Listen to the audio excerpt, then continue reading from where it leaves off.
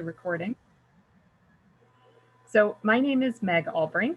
I'm the Director of First Year Experience at Lakeland, and I've been at Lakeland since 1999. I have played a variety of roles at the institution, but one of the roles I have never played is the role of bursar. So I'm really glad that Jaleesa is with us this evening, and so that she can answer your question about student accounts. So we have a nice small group, so hopefully if you have any questions, you're feeling comfortable asking them tonight. Jaleesa, would you mind introducing yourself and sharing? Let me even just offer you this question. What is a bursar? That's certainly a vocabulary word that, I don't use in everyday life, but I certainly use it when I'm thinking about student accounts. So tell us a little bit about your story and what your role is at Lakeland. Yeah, I'm Jaleesa Freeze. I'm the bursar here at Lakeland. I kind of just transitioned into this role.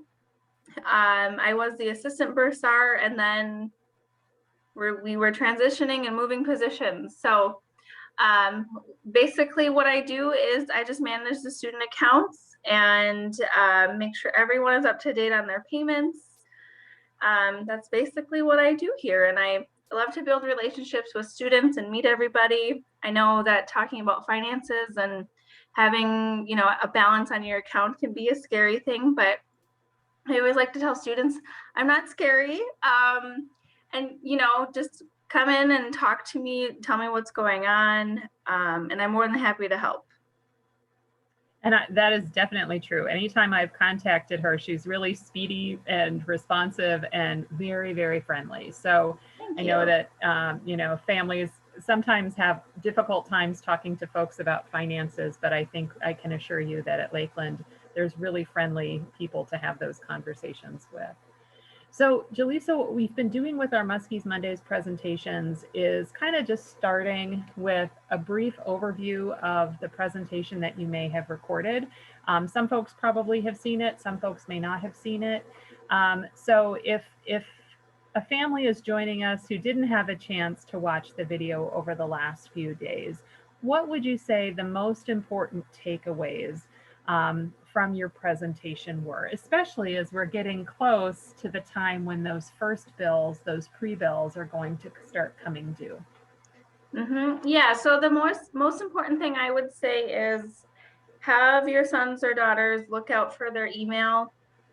We will be sending the pre-bills by, I believe it'll be Thursday. Everything will be finalized. So make sure that they are looking at their emails, checking their statements. If they have any remaining balances due after financial aid and scholarship is applied, you'll want to make sure that we have a payment plan set in place. And those payment plans are due by August 15th.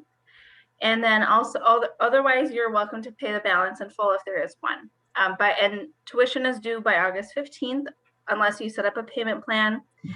We do have our payment plan. It's through CashNet, which is accessed through my.lakeland. What it will do is it will break down any remaining balance and it will split it into 4. And it's always due on the 15th of each month. So it will be due August 15th, September 15th, October 15th, and November 15th. And like I said, it will split it into 4, and you'd have to enroll through my.lakeland on CashNet. That would be the most important takeaways on this. And then also any like remaining balances that are unpaid, unless if you are in that payment plan, you would get finance charges by the end of September if something isn't arranged, if you aren't in that payment plan. So please make sure, I always like to make sure that everyone knows when tuition is due, which is August 15th. Otherwise, having that payment plan set in place to avoid those finance charges, because it's not fun to add on those finance charges. It's not certainly something I want to do, but it's necessary in most situations where we have to, make sure that we're getting payments on a timely manner. Sure. So you mentioned the email. So are statements coming out via email, or do they come to your home address? I feel like I saw something in your presentation about a mailed statement, but I'm not sure if I'm remembering that correctly. So all of the statements will be emailed. Okay. Yeah, we only mail statements if there's any late payments. Okay. And so when those statements are emailed, are you using whatever email address the student has on file, or should they be really starting to check their Lakeland emails? Start to check the Lakeland email. Those will go through the Lakeland email. Okay, that's great. And now I know we also have some parents on the call. Obviously we've talked in other settings about the importance of connecting the dots there between the student and their parents. And sometimes the most important place to do that is on the question of tuition bills and payments and such things. So how can a parent get connected to their student's account so that there are no miscommunications or delays in issuing or setting up those payment plans? Sure. Yeah. So the first thing, if you do call my office and you are the parent of the student, I will look for the FERPA, because that's an important document to have for me to discuss anything with the student account. But your sons or daughter can log into CashNet and they can give you access to set up a payment plan, to make any payments, to view statements, but they have to give you access to that through CashNet. And on CashNet, once you're logged into there, there's a little box. I believe it's under the overview tab. There's a box that says send payer invitation. And they type in your name, they type in your email, and then you get invited to their CashNet. And you would have the same access as a student does to CashNet. Like I said, to make payments, to set up the payment plan, and to view their statements. That's good to know. I've said on other calls that I have children in college myself, and so often I get these emails that are like, "Mom, this is due," and then I'll get an email from them. So I'm always glad they're checking their email. But when they've been able to connect me to that account, it's sometimes streamlined a few of the steps. So yes. It sounds like the FERPA waiver is needed for the parent to talk about the account with you, but CashNet is they can manually set up. Is that right? Right. Yes. Okay. Yep. I'm just going to put that here in the chat. Yeah, and if anyone has problems with CashNet, just let me know. It's pretty user friendly. I would say it got more user friendly over the years, but yeah, if you have any questions, just please let me know. And so when one goes into CashNet, what are the different kinds of payments that can be handled through CashNet? Is it only credit card payments? Can you do direct transfers from a bank? What are some of the ways that CashNet can accept payment? You can do credit card and you can do ACH payments, or you type in your routing number and your account number. Okay. And those are the only types of payments CashNet can do. So if one wants to use a check or cash or have a payment, for example, from an educational savings account, what would be the best ways for them to issue payment outside of CashNet? You can give our business office a call, and you or your sons or daughter can always stop in the business office if you have cash. And if you are set up on that payment plan, we'll know to distribute that into the payment plan. Or you can mail a check or money order. If you have a scholarship check, your student's name is usually on it, so they'll probably need to sign. You can mail that in. Just please make sure on those checks the student's name is on there, or their ID or something, to let us know who it's for, because we want to make sure it's going to the right account. So yeah, you can definitely make payments over the phone at the business office via credit card. And there is no fee to do that in the business office or on CashNet to pay with a card. And so did I remember correctly that there is a fee to set up a payment plan? Can you talk a little bit about that fee and how that's assessed? Yep, so there is a $35 enrollment fee to sign up for the payment plan, but there's not a fee for paying with a card. And that's for each semester to set up the enrollment plan. So each semester, so what they'll see, let's kind of walk through this. What they'll probably get, you mentioned on Thursday, is a statement. And is that for the whole year, or is that only for the fall term? That's only for the fall term. Okay. So what they'll see on Thursday is a pre-bill for the fall term. We can still adjust that as different scholarships are reported and applied. But then the first payment on that, or the payment plan, it needs to be set up by August 15th. Yes, that's right. Okay. And then if they choose the payment plan, there's a $35 fee at that time. And then in the spring, it starts all over again. Yes. Okay. Okay. I know sometimes I've had families who were thinking they were getting a bill for the whole year. So then we're feeling very sad when they got a second bill in the middle of the year and they were still working on the bill from the beginning of the year. So I think that's sometimes important to just be able to realize you're only getting billed one semester at a time.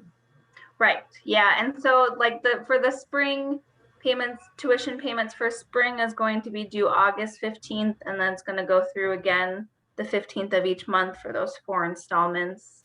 And then if your sons or daughters take summer, it's going to start over again. You'll have a summer bill, and then 15th.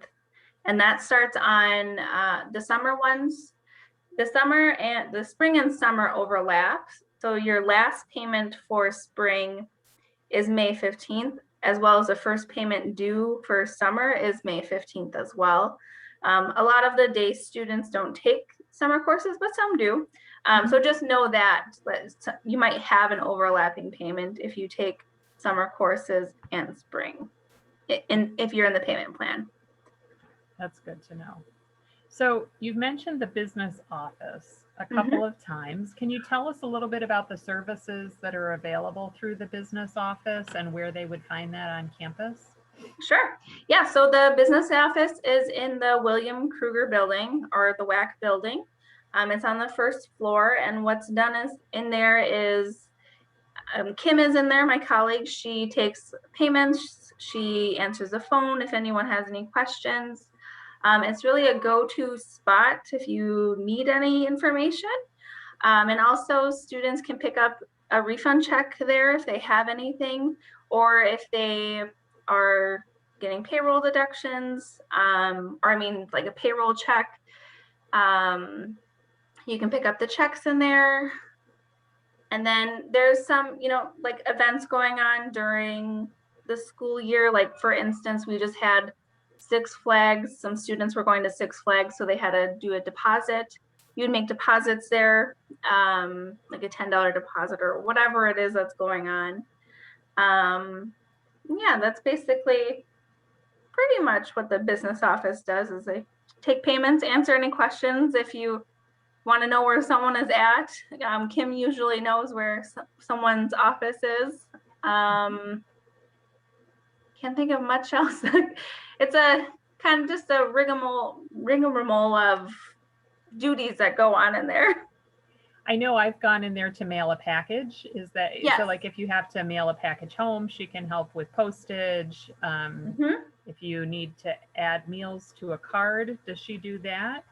Yep, she can add meals to a card. I completely forgot all about that. We aren't seeing a lot of students right now because of the summer. And the mail is changing a little bit. But yeah, so they can certainly come in there if they need help mailing a package, or if they have a question on, if mom or dad are sending something. Sometimes mail gets lost, but we're usually pretty good about putting things where they should go. And yeah, you can add meal plans or meals to your card. Yeah, can't think of much else that goes on in there. It's a lot. Yeah, it is a lot. I know it's a busy spot. And so families, as you're trying to kind of orient yourself, it's the same hallway. You have the business office in the same space as our registrar. So if you're trying to change your course schedule or make a payment, You're all in the same location. At the other end of that same hallway is our financial aid office, our student employment offices, and co-ops. So that first floor of that building really is a great spot for you to take care of a lot of different kinds of tasks to make sure that your semester's off to a good start. Great. So I want to pause here and just see if any of our guests this evening have questions, either that surfaced for them from your video, or things that may have surfaced for them in the conversation that we had this evening. And I also want to invite folks, I know this has come up on other weeks. If you have a question that's not about student accounts or payments, it's okay to ask that tonight too. And if we don't know the answer, we'll certainly make sure we get it for you over the week ahead. So does anybody have any questions for Jaleesa or for me that we can answer for you this evening?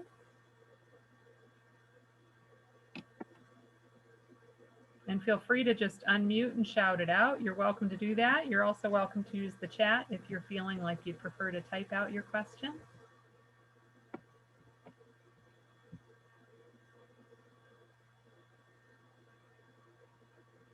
Okay, a small group. I know. I'm thinking, Jaleesa, that it's because you had such a clear video that we've had some of those nice opportunities to learn a little bit more through our accepted student days. I know a lot of families have participated in those, and so I know that there's some good information that they're getting from our admissions office and through some other channels. But I do always like to give the opportunity for folks to speak with our great staff live. Yes. Sometimes that's just the most efficient way to get a question answered. Yep. Yeah, so does anybody have anything?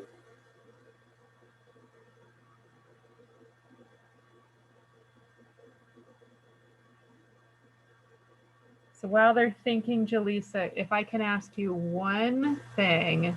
Sure. What do you think the most common misconceptions about student accounts are? I mean, do you see things confusing families more often than not, or are there things that you think families should know that would really help them get through that first transition into Lakeland from your perspective? I would say that people confuse my department with financial aid. Although I work very, very closely with financial aid, we're two different departments.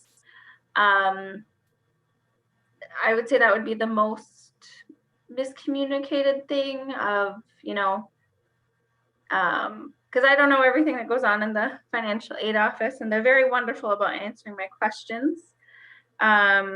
So probably that.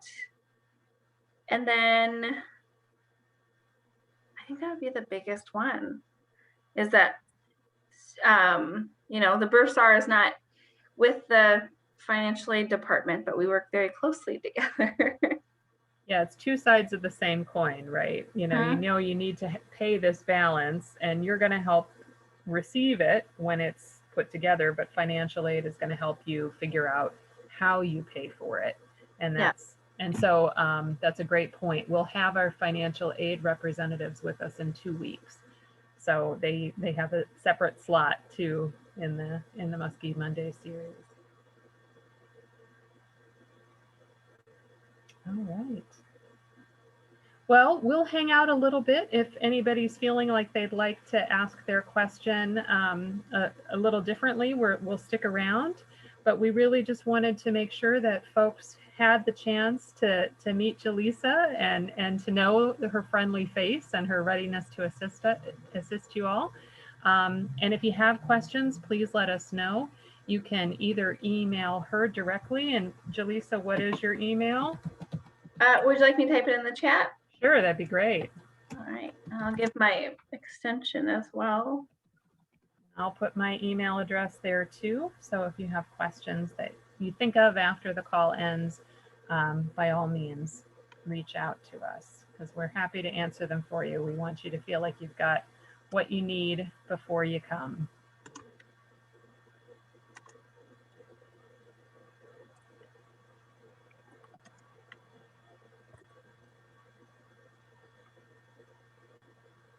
to make sure my extension is right because it changed. Oh. I know you put it at the end of your video, which was very helpful. Yes.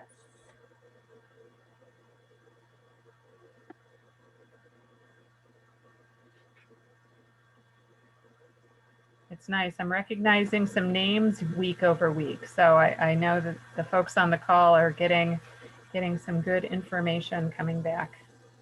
I've been watching the YouTube videos and they've been very helpful and just, just little tidbits of things that I didn't know before. Yeah, yeah. And that's the thing. I think sometimes when you get it all at once, I know in the past when we had our traditional orientation programs, we'd kind of give you everything at the same time. And at some point, you just lost track. And so this allows you to kind of take a little piece and chew on it for a little while and think through it and then come back for more when your brain is ready. Yes. Yes. A lot of great information, but sometimes too much at one time. Yeah, it's good to have the chance to go back and review. Yep, try to fit it in one day. Well, thanks everybody for joining us this evening, and thank you especially to Jaleesa for sharing your expertise and your insight with us. We look forward to seeing you in the fall. Yes, please stop in my office. Tell your sons or daughters to stop in and see me.